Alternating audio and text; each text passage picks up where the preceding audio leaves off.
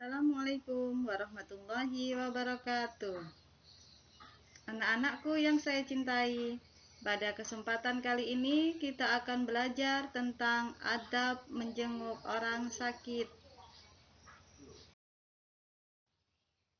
Hukum menjenguk orang sakit adalah fardu kifayah. Artinya, apabila sudah dilakukan oleh sebagian orang, maka gugurlah kewajiban bagi yang lain. Namun, bisa jadi menjadi sunnah muakkad atau sunnah yang sangat dianjurkan oleh Rasulullah Shallallahu Alaihi Wasallam. Selanjutnya, yang menjadi dasar kewajiban menjenguk orang sakit, yaitu ada pada hadis Nabi yang diriwayatkan oleh Bukhari dan Muslim yang berbunyi hakul muslim alal muslim khamsun raddus salami wa iyadatul maridi wa tiba'ul janaizi wa ijabatud da'wati wa tasmitul atisi. Hak seorang muslim atas muslim yang lainnya ada 5. Yang pertama yaitu menjawab salam, yang kedua menjenguk orang sakit, yang ketiga mengantar jenazah, 4 memenuhi undangan, dan yang terakhir yang kelima yaitu mendoakan yang sedang bersin. Ini adalah hadis yang diriwayatkan oleh Bukhari dan Muslim. Menjenguk orang yang sakit tetap dianjurkan, bahkan terkadang dalam kondisi tertentu menjadi wajib, tanpa melihat parah atau tidaknya suatu penyakit.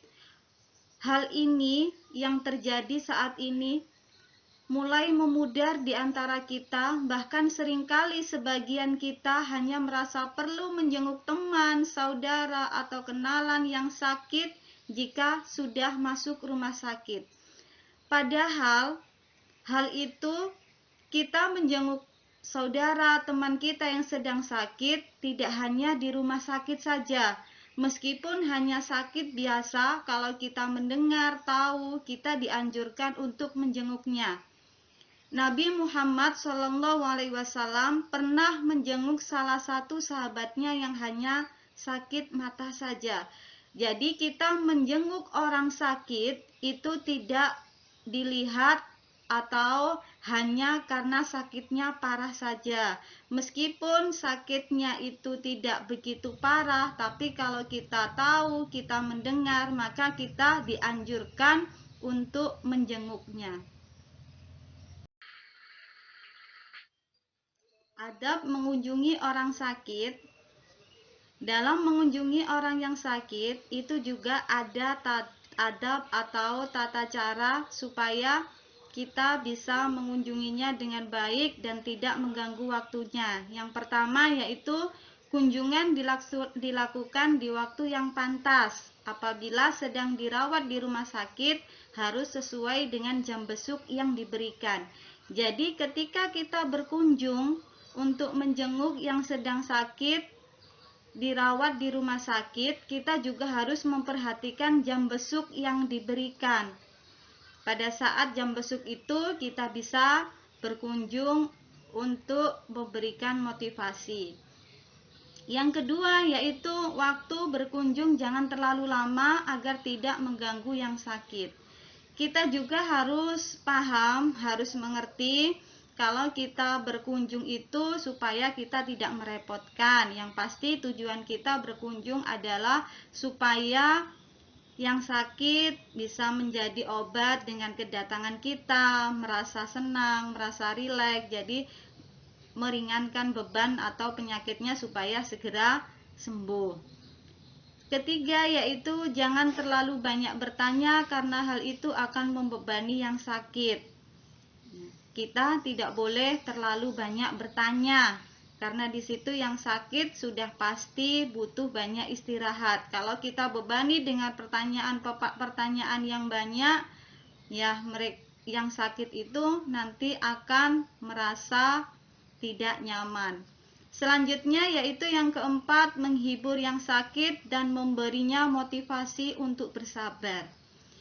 Kita Dengan kedatangan kita untuk menjenguk, yang pasti tujuan kita yang utama yaitu kita memberikan motivasi supaya bisa bersabar dengan cobaan yang namanya penyakit itu, supaya bisa menjalaninya, bisa bersabar, dan mudah-mudahan yang terakhir yaitu mendoakan yang sakit supaya segera diberi kesembuhan. Itu sudah pasti karena tujuan kita datang yaitu untuk mendoakan supaya yang sakit supaya segera diberi kesembuhan.